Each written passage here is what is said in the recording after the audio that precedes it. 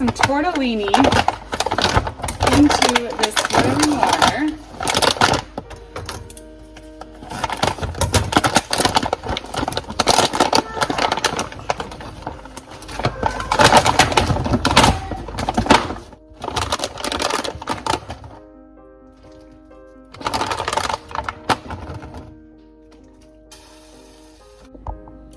Hey there, so we are starting off on the weekend this week and starting with a little cooking because it was the first big basil harvest, which feels perfect for Memorial Day weekend. That feels like very timely to start of summer. And oh my gosh, the smell of this basil and the smell of my kitchen right now is so incredible. And I'm gonna be making just a pretty easy pasta salad, but I know if you're like, if you're growing basil in your garden, you know that harvesting it is the best way to have big, bushy basil plants. It's kind of the most important thing to do. But you do end up with a lot of basil, and then it's kind of one of those things. You can make pesto, and you can freeze pesto. But like, what do you do with all of this basil? Especially when you only need to harvest a few stems. I did harvest quite a bit, but I don't really know how much basil pesto. This is maybe a cup of basil. So putting it in something like a pasta salad is a really great way to utilize your basil. And it's gonna be delicious. And what is better in the summer than a pasta salad? Personally, it's one of my favorite things to eat when it starts to get really hot out. So I'm just gonna take all the leaves off of this here, and we're gonna chop up this basil and add in some this orange pepper. I wish this was from the garden. This is from the grocery store. We're not quite at pepper season yet, but pretty soon I can make this recipe with a whole lot more that's actually from out of the garden. So that'll be good. All right, let me bring you down here so you can see what we're doing. So we got a whole heap of basil, and I am just going to chop it fairly roughly. That girly girl in the background here with me today. I'm just gonna chop it up. It's gonna be in a salad, so you want it to be easily eaten. So we're gonna kind of just dice it. You don't want to have too big of pieces of basil. It's a little unwieldy, but we'll get it all chopped up.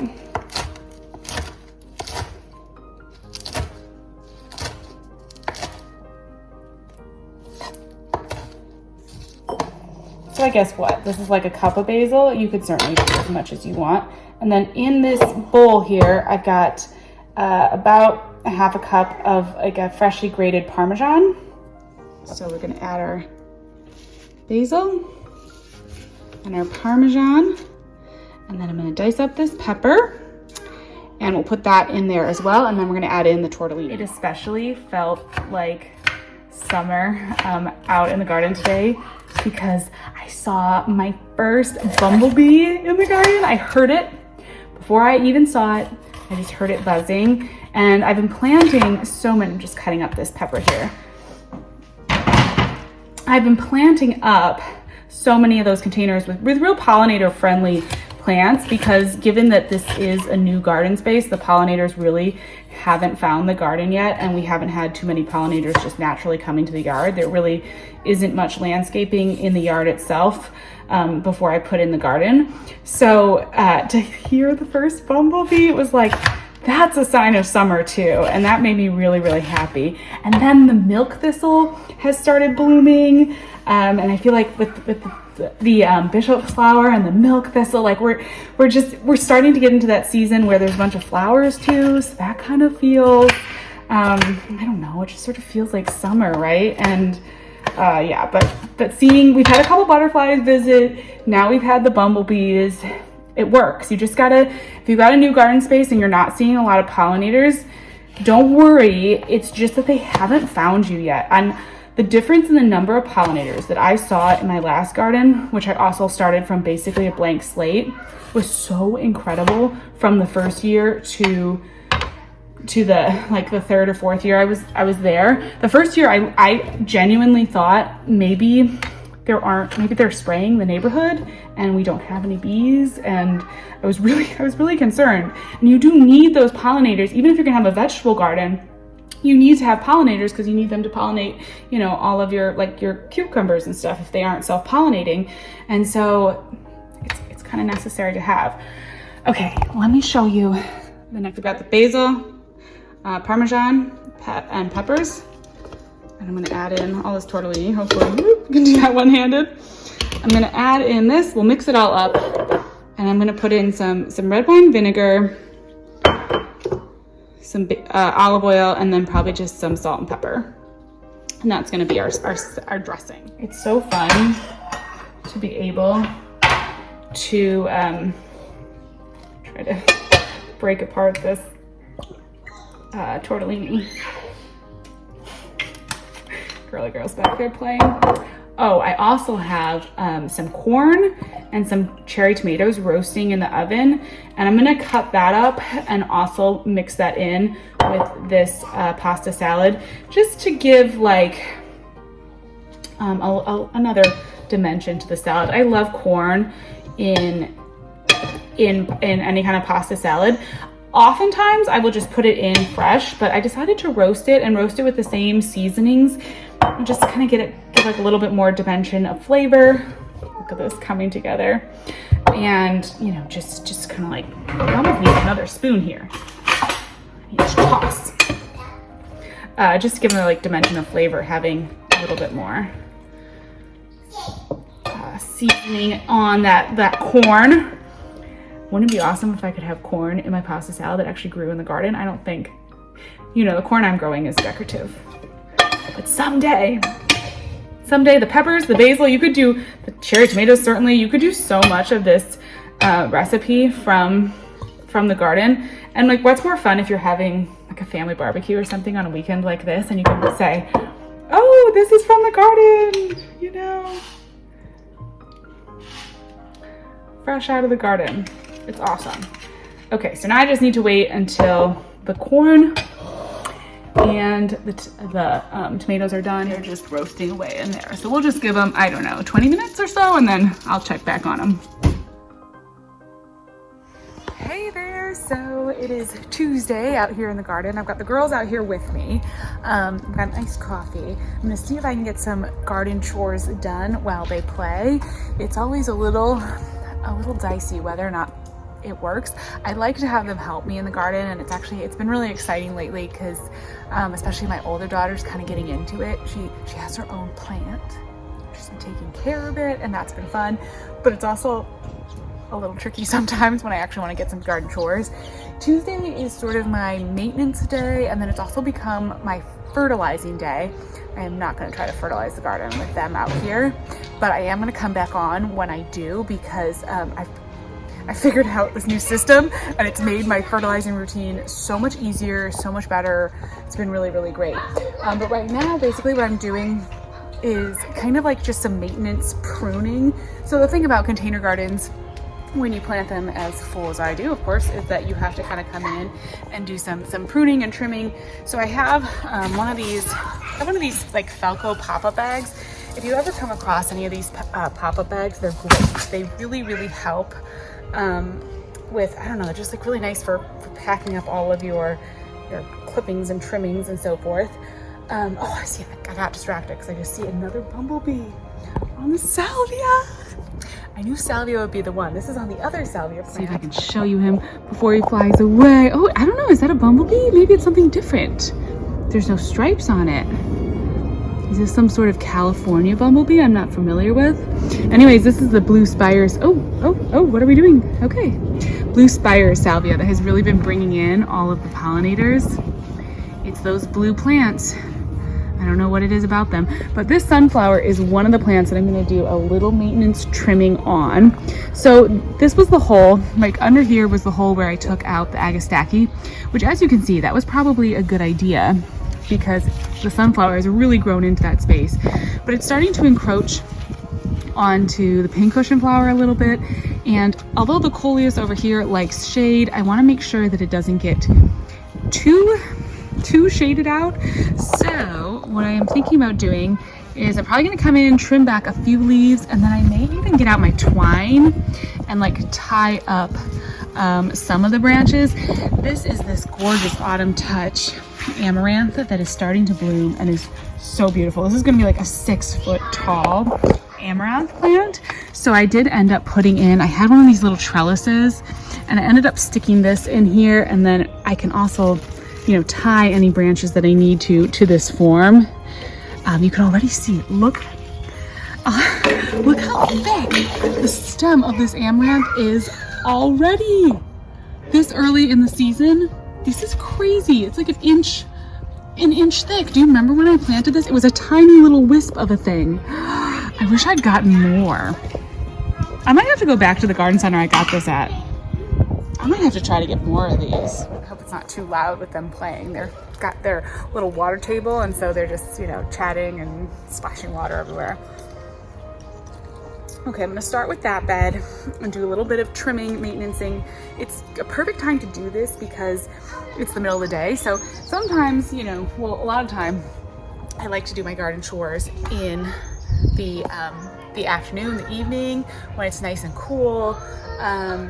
She's just singing mama. I thought I heard her say mama. She's just singing about it.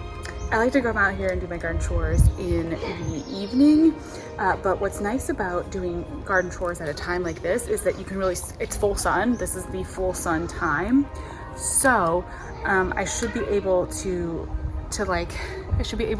see whether or not these plants are actually going to get sun and how my pruning is going to affect them. I think if we just do maybe a little twine and take out a couple leaves, and I don't think the sunflower is going to mind that at all. There are so many buds and shoots on this sunflower plant. This is that Sunfinity sunflower. The difference between having it in the raised bed and the container is so crazy. It is loving. Like if you have an in-ground space or a big raised bed and you need a sunflower, highly recommend. It's still doing well in the container setting, but this is one that definitely, I have to say, even as a container gardener, like think big containers or in-ground, I think, because it's doing much better in the bigger soil reservoir. It's much happier. Okay, I'm just gonna come in and do a little pruning around and twine tying up, and we'll see how that goes, and then we'll move on to the next bed. Maybe do some deadheading too while I'm out here today, depending on how far we get with the girls. All right, let me get my clippers and my twine. It's an extra step to get your pruners, but it always is a good call, I think, to grab them whenever you're gonna do any kind of pruning. You know, sometimes you can just break the leaves off, but I feel like you always get a better, cleaner cut, happier plants, better situation when you use pruners. You probably should be waving them around like I am right now. All right, the wind's picking up too. Gosh, it gets so windy in the afternoons here. It's like 2 in the afternoon. The wind's picking up. Put on my sunglasses, do my pruning, set the camera up for you. Here we go. All right, I'm gonna tie this up first so that I know what I want to prune off. You're gonna water that plant? Yes. Listen.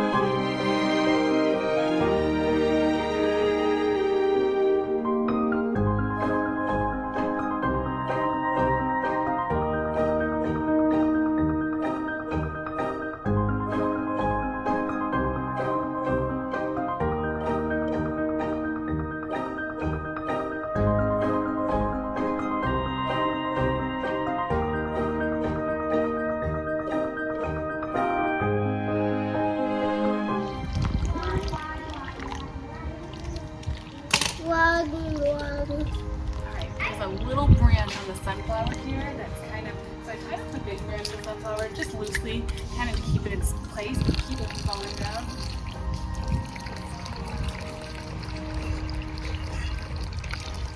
Just gonna tie the little branch back up a little bit too.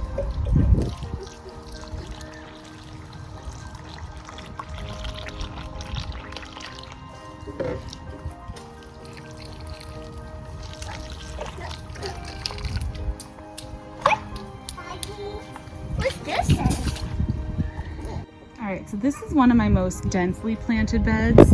Ooh, try to keep the wind off the camera. I'm so sorry if there's too much wind sound on here. Right now it's pretty good. The only thing I'm kind of checking is just coming into this Roma tomato here. I'm just gonna make sure that I cut out any leaves that are looking like they might be kind of getting old. Everything else looks pretty good as far as spacing. I did end up taking out the leaf that was over the Swiss chard because the Swiss chard was getting tall enough that it started hitting it.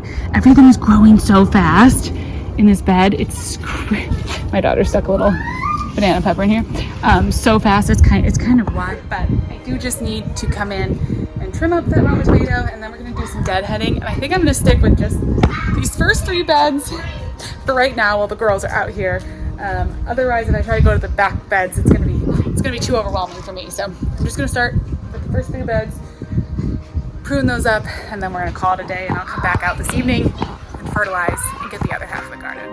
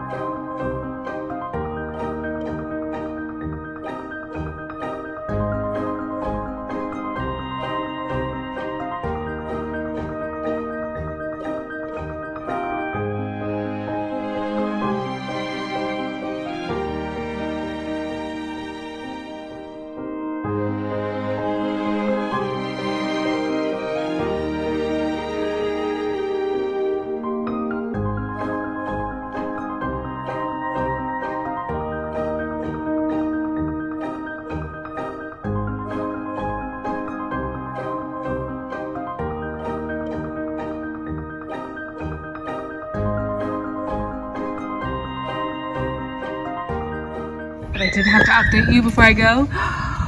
Look at all those beans coming up and corn. I'm so happy to see this container doing well. This makes my heart so happy. Well, good morning. It is not evening.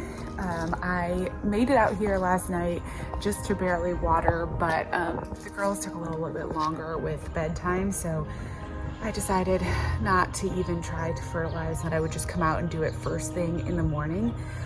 The thing with the fertilizing your container garden is that I've got seeds for another project here. I'm gonna set these down in the garden shed and get out my watering cans. The thing about fertilizing in a container garden is it's like the #1 thing that you can do if you want to have a successful container garden, and of course staying on that schedule is easier said than done. It's kind of hard to do and things come up. So Tuesday, I'm trying to do it once a week. Tuesday has been my fertilizer day, but if something happens, like for example last night, I'm trying to not like worry about it. I'm just gonna come out this morning and I'm gonna do my fertilizing now. Typically, I go ahead and water the garden and then I fertilize when I fertilize in the evening. But since I watered everything last night and it all looks like it stayed pretty hydrated, I'm just gonna go ahead and just fertilize. And I've just been fertilizing the entire garden, all of the containers, all the raised beds and everything, because even these big raised beds are technically containers. So they're obviously not connecting to the ground. And so I've just been fertilizing them because I figure, you know what, they could probably use a little bit of extra, extra nutrients. I did. So last week, I don't know why this isn't really like even a hack for watering, but I've always found fertilizing kind of annoying, and I found staying on schedule kind of hard, and I was always just using one watering can and just refilling it over and over and over again, and it was kind of this whole process. Last week, I was looking in my garden shed and I realized that I have 3 watering cans. And then I realized if you fill up all 3 watering cans, mix all the fertilizer, then you can just like do all the mixing, all the filling in one swoop, and then come in and actually fertilize the garden. And it is so much easier. It makes the process so much less like just arduous, you know? You just fill up all 3 cans, mix all the fertilizer, go ahead and fertilize, and it's like not that bad. I don't know why it took me so long to do this. It's been the most life-changing thing. If you're doing one watering can after another watering can after another watering can, consider filling up a bunch and having them ready to go and then just doing it. Now, of course, I had 3 watering cans, so that was nice because I really only need about 3 watering cans to do this whole garden right now. But even if like I could put in a few more containers and start needing more watering cans, I think I might actually, like it might be worth it for me to buy another watering can or 2, just so I don't have to go back and forth and do the whole refilling thing. It really changed my life. And especially since I'm doing so much container gardening this year, and I always do so much container gardening, I'm like, this is gonna save me so much time and help me to stay on this schedule, because that is what's hard. So, let's gather any of these. Let's gather all the watering cans. Bring them over here to the hose. And I like, let's get the fertilizer. I like to put the fertilizer in first because I feel like it mixes better when you just put the fertilizer in first and then fill it up. Also, while we're over here filling up the watering cans, look at the warty thing pumpkin. It finally reached, this is new as of this morning, it reached the edge of the raised bed. And finally we can see the corn above the top of the raised bed too. I hate that I did not fill these raised beds up all the way, but this is exciting. So hopefully now it's gonna start trailing, and we're just gonna let the warty thing pumpkin just go crazy and trail all over and do whatever it wants. But this is a very exciting note. And look at this container. So I moved this container over here, this one with the hanging basket, and I'm actually loving, I was like a little worried it was gonna be too much purple because we've got the purple salvia, and then we have the blueberry muffin petunias, but I actually love that together. And then the lantana now is starting to bloom, and it's this white with the pink. It wasn't fully bloomed. What kind of lantana is this? I'm forgetting. Heartfield Full Moon. It wasn't fully opened when I purchased it, so I wasn't exactly sure. I was hoping it would have some yellow in it, and it does. It has a really pretty, there's like a really pretty yellow center in there. So that's really lovely and nice. And I think those all look really like good together. Plus, you know, we're just obsessed. What is the name of that one too? This is why I'm keeping my tags with everything. This is the Jewel Midnight Gold. Oh, I do like the double petunias. I haven't grown many of them, but I'm gonna have to start, you know, getting more. Okay. And I have to admire the little water drops on the corn leaves. I love it. Okay, let's fill up the containers. All right, I've been sticking with True Organic. Some noisy birds out here in the morning. This has been working very well. It's kind of just like a neutral. I may end up getting the bloom booster fertilizer.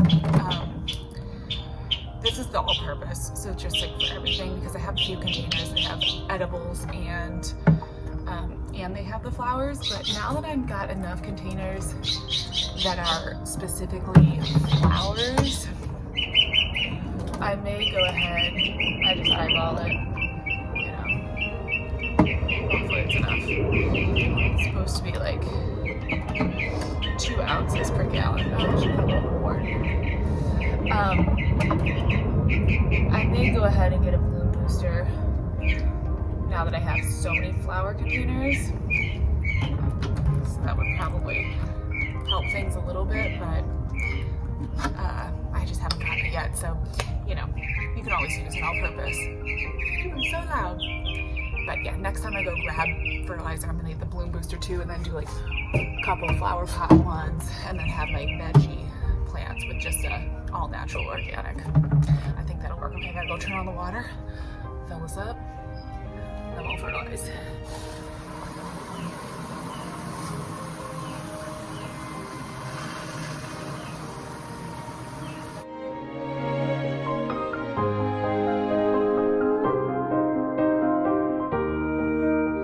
All right, here we go.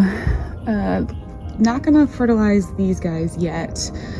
They don't have their true leaves. Just gonna try to get in here. Give everybody a good dose. And then I've just been coming in and like putting a little bit in here in the raised beds, so everybody is happy.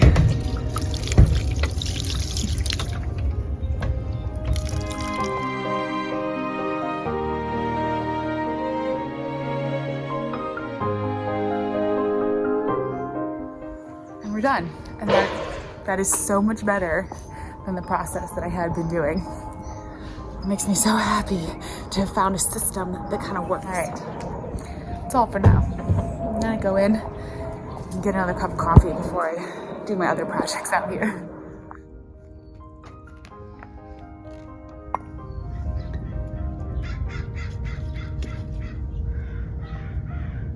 Look at that beautiful tomato.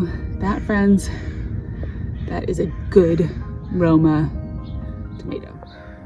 That's a perfect way to end the garden week. I think that's a beautiful Roma tomato. I picked it just slightly on the edge. I think I could let it ripen on the counter for a day, but that's typically, I typically try to pick my tomatoes just, you know, before they're totally completely ripe, so that hopefully I actually get them. So far, knock on wood, like I haven't had any issues with squirrels or anything stealing them, so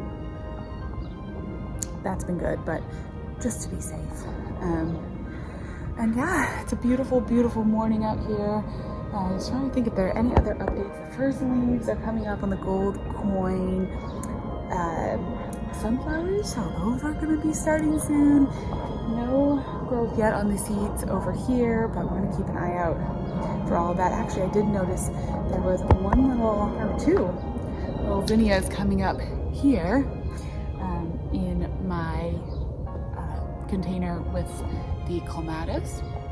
So maybe we're gonna have some growth there. And yeah, it's been a good week in the garden. I feel like we're hitting that like almost June, getting into the June garden, getting into the summer garden, and things are starting to change, you know, like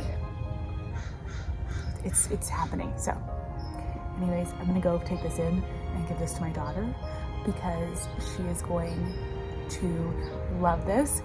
And before I sign off, I also wanted to show you one other fun little tomato container. I actually have a little windowsill tomato container going on that I planted up this week.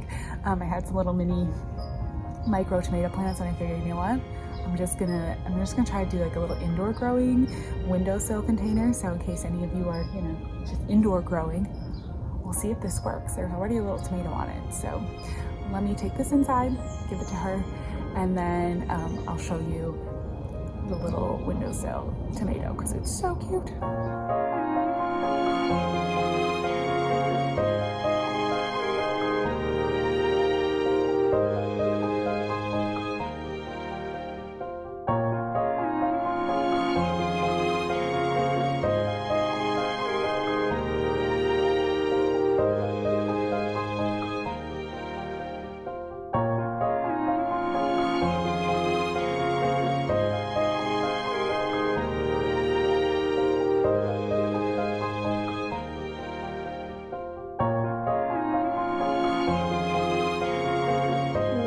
This cute little window planter.